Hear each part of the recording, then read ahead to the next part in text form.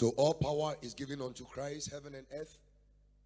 And he says that this message he was telling the disciples, people who are imitating him, we are imitating Christ. Now the imitation must reflect in every way of our lives. Every way of our lives, we have to imitate him. Now, unfortunately, the imitation has gone wrong. Because instead of teaching the nations, they are teaching us. They are telling you how to live your life. They are telling you how to make your resources expendable. They are telling you how to celebrate the dead. They are telling you, in fact, almost every practice the church, the 21st century church is doing is the agenda of the world. So the question is, who is teaching who? Are you with me? Yes. The messages that are preached behind the pulpit, many of them are influenced by the motivation and inspiration of these Pentecostal and charismatic leaders.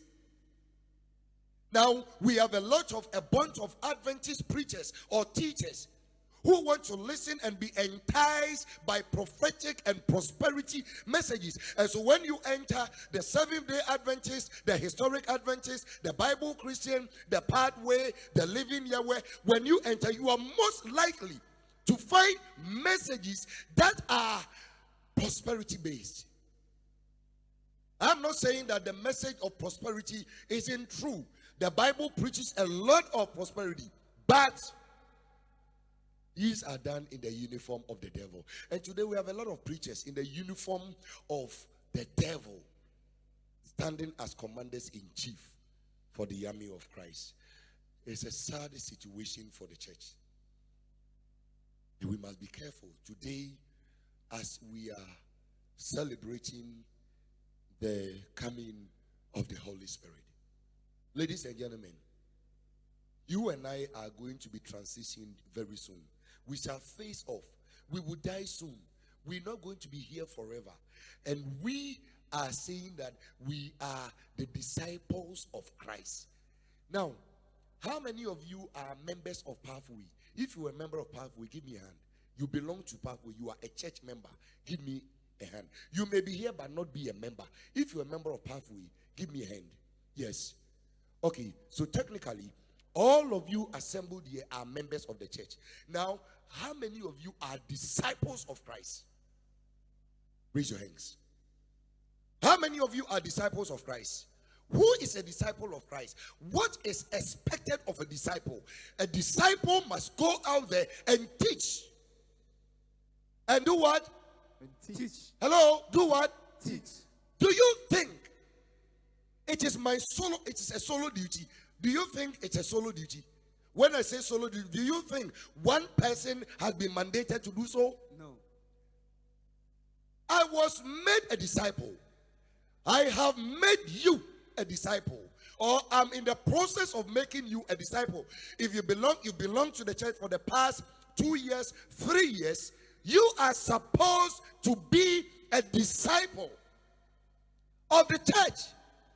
So today, I expect you, under the power of the Holy Spirit, to also disciple somebody. Now the question is, ever since you became a member of the church, or you supposedly became a disciple of the church, how many people have you discipled? How many people have you taught and converted them to Christ? How many of you? Ever since you became a part of the heavenly kingdom, ever since you said that you have the Holy Spirit, you have been empowered, you move in the grace, you move in the power and the might of God, how many members have you converted to Christ? Today, do the math and judge for yourself if indeed you are a disciple. For all you know, you are just a member of Pathway and not a disciple of Christ. For all you know. Disciples of Christ will risk it all. Why? Because they have the power. They are not afraid to confront people with truth. They are not afraid to meet people in the marketplace, on the street, in the bus, on the train, no matter where you find yourself, because one government says that if I catch you, preach about the gospel to anybody in this society, I will arrest you. One government. And Jesus says, all power has been given unto me. Therefore, you go. And we have Christians who are shivering because the government says no. Because the institutions say no. So I ask myself, are we different from the disciples that entered the early church? Because during that time, they were chased with machetes. They were chased with lions. In fact, some of them were incarcerated. They were put in dungeons, prisons. But they stood and taught and converted people into the faith. But here we are. We say that we are wearing the uniform of God. But in fact, it is the uniform of the devil. You know why? Because it is only the devil that does not evangelize and win souls and make disciples of Christ. So when you come sitting in the church and you see yourself as a member of the church and a member alone, I'm sorry. You are serving God in Satan's uniform.